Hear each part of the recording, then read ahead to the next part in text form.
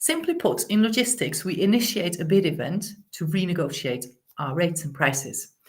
Then the provider gives us a certain price and then provides a service for that price.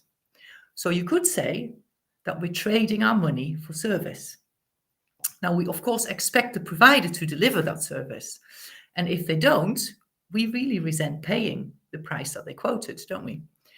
Now, if they go the extra mile, we are a happy customer, and it's very likely that we'll engage with more business with them in the future. So let's talk about trading.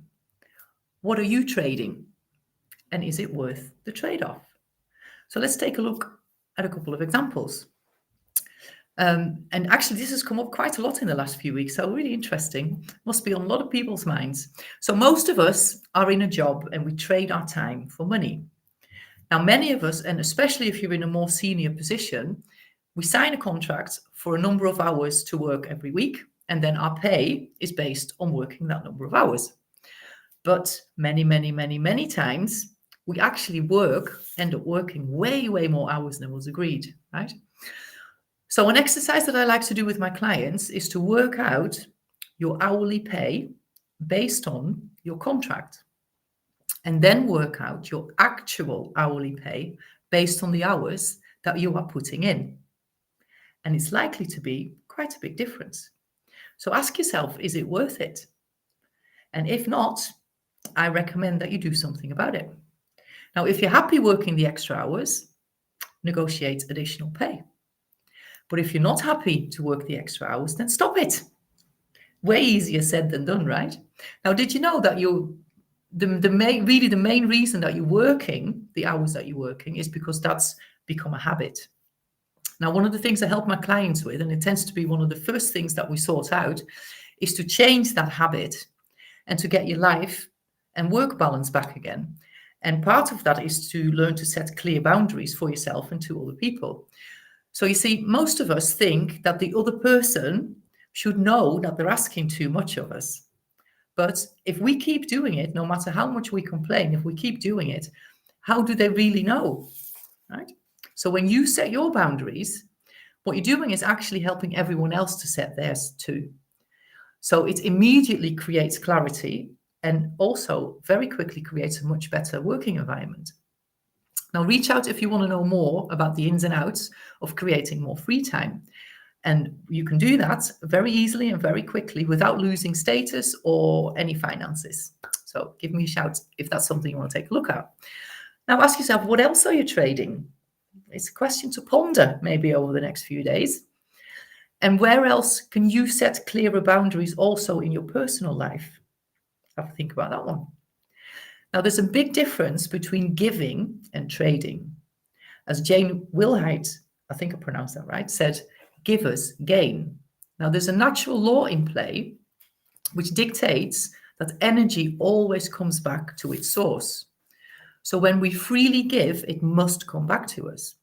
Now, the mistake most people make is that they think it's going to come back from where we gave it to, but that's not the case.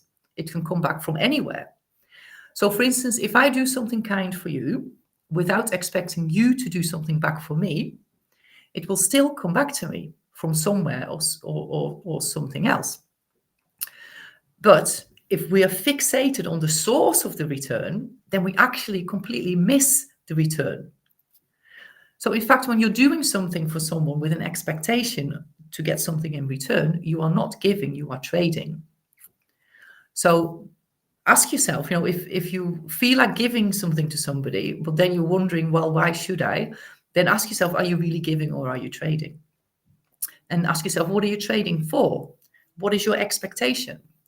Is it a fair expectation? And actually, does the other person know and understand that you're expecting something back from them?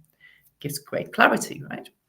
Now, one of the key elements of success is to leave everyone with the impression of increase. That's actually a whole lesson we work on, lesson 11 in my Thinking into Results training. We take 2 weeks on that lesson.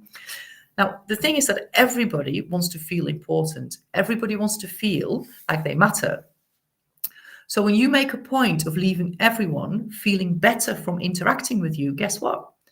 You feel good because you're focusing on the positive, and they feel good because you've left them with a feeling of increase.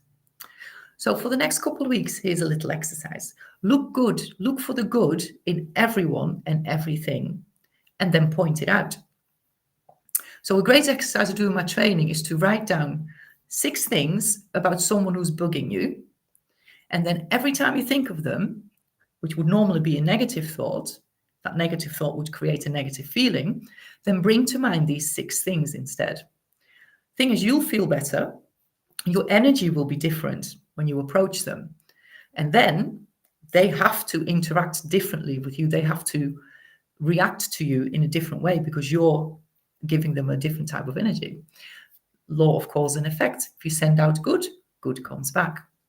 The trick is, though, it's not really a trick, but it has to be genuine and authentic, right? So work on that one, have fun with it, and then let me know how things improve through doing the exercise. Now give it a couple of weeks, right? And you've got to be consistent, and it will absolutely, I promise you, will make a massive change. Well, that's it. We're back in the new year with on-time delivery. So in the meantime, I want to wish you and all of your loved ones a beautiful Christmas and the most amazing 2024. Make sure that it's your year and that you're doing the things that you want to do in 2024. So enjoy your lunch, bon appetit, en eet smakelijk.